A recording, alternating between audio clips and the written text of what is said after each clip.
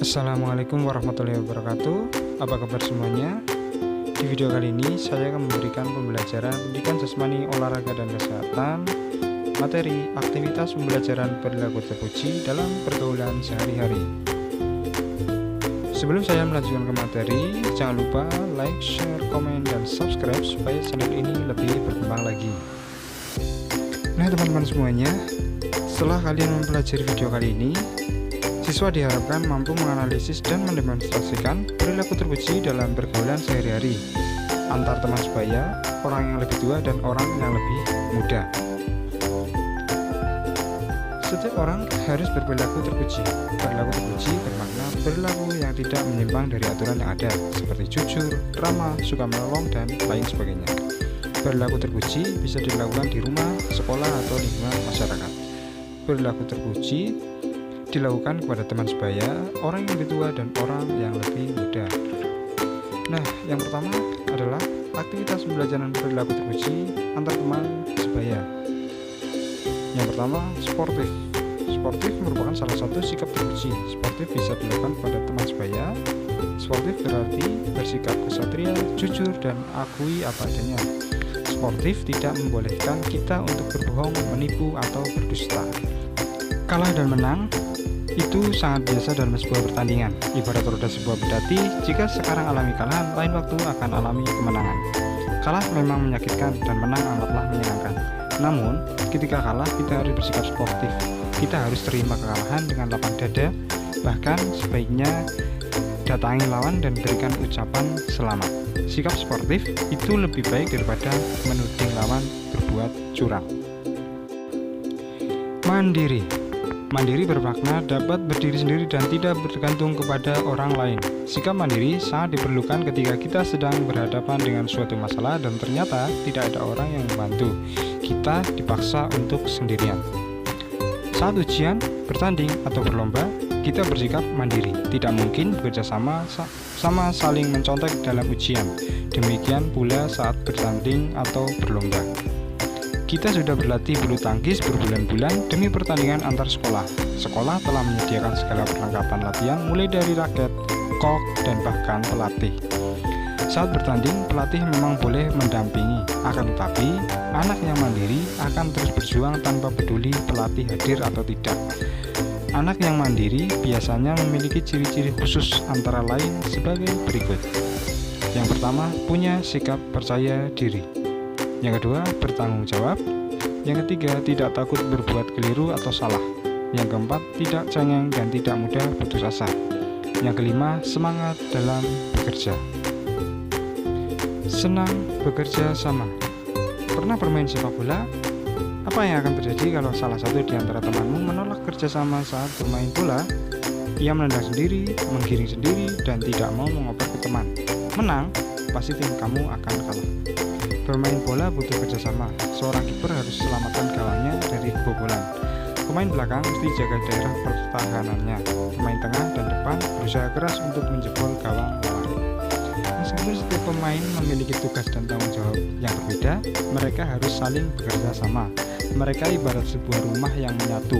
Bukankah sebuah rumah harus punya fondasi, tiang, tembok, dan genteng? Apakah yang terjadi jika salah satu itu tidak ada? Tentu rumah itu akan bocor atau ambruk. Kerjasama dalam sebuah tim harus dilakukan secara tulus. Kerjasama akan sulit terlaksana bila masing-masing dari kita memiliki masalah. Jika punya masalah dengan teman, segera selesaikan terlebih dahulu masalah itu. Perilaku terpuji dengan orang yang lebih tua. Siapakah orang yang lebih tua dari kita?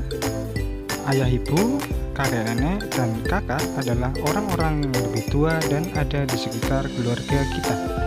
Mereka lahir lebih dahulu dan memiliki pengalaman hidup lebih banyak dibanding kita. Apa yang sebaiknya kita lakukan kepada mereka? Yang pertama, menghormati. Menghormati orang yang lebih tua sebenarnya bukan perkara yang sulit di negeri kita. Mengapa demikian? Karena dalam budaya bangsa kita, menghormati orang yang lebih tua merupakan kebiasaan sehari-hari.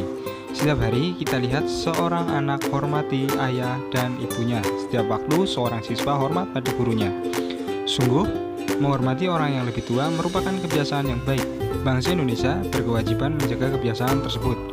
Hal yang bisa dilakukan oleh seorang anak untuk menghormati orang yang lebih tua yaitu: yang pertama, cium tangan orang tua.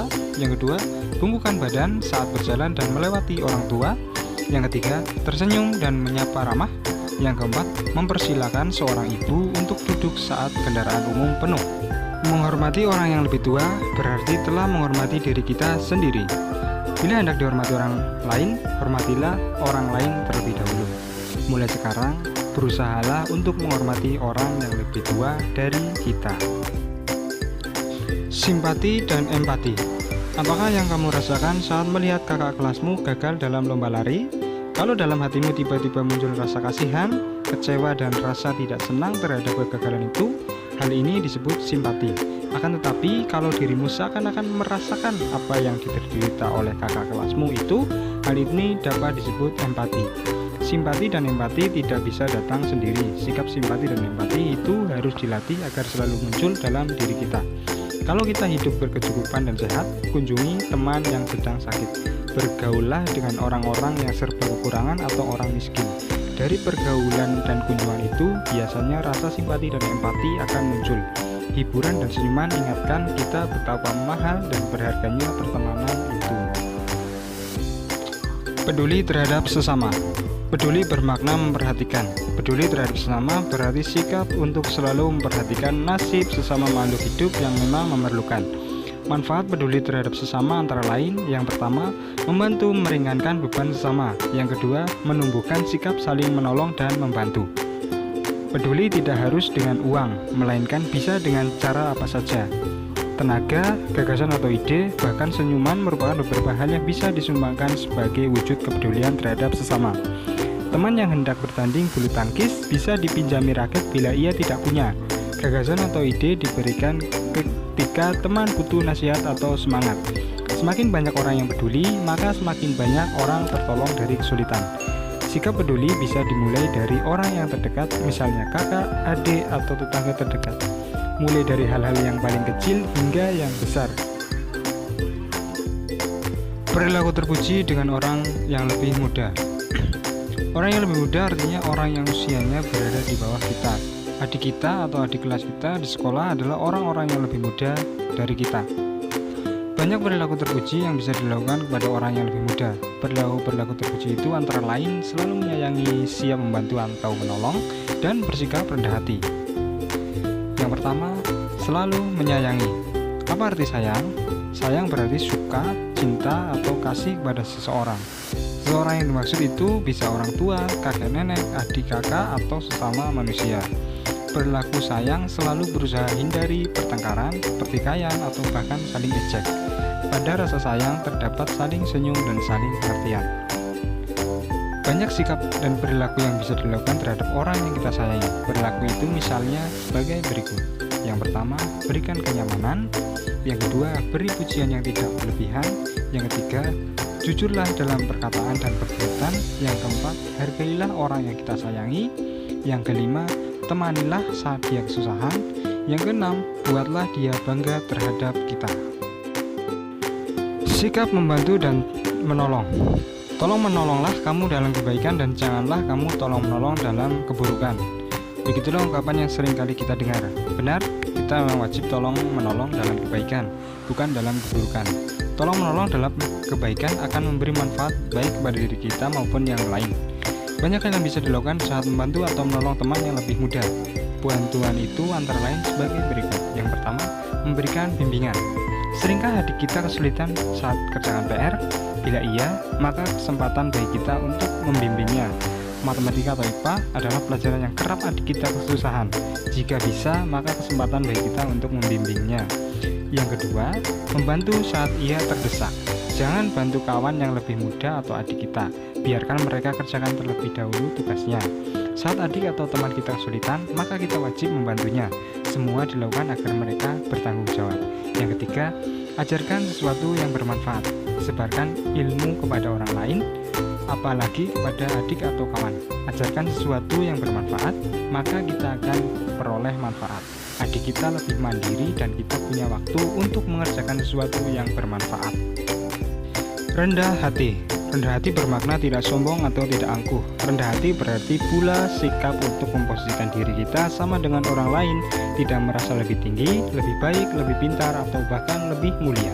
Rendah hati merupakan sebuah sikap yang terpuji. Dengan rendah hati kita terhindar dari sikap merendahkan orang lain. Yang pertama, akui kalau punya kelemahan. Manusia bukan orang kuat, meskipun ada manusia yang kuat pasti memiliki kelemahan.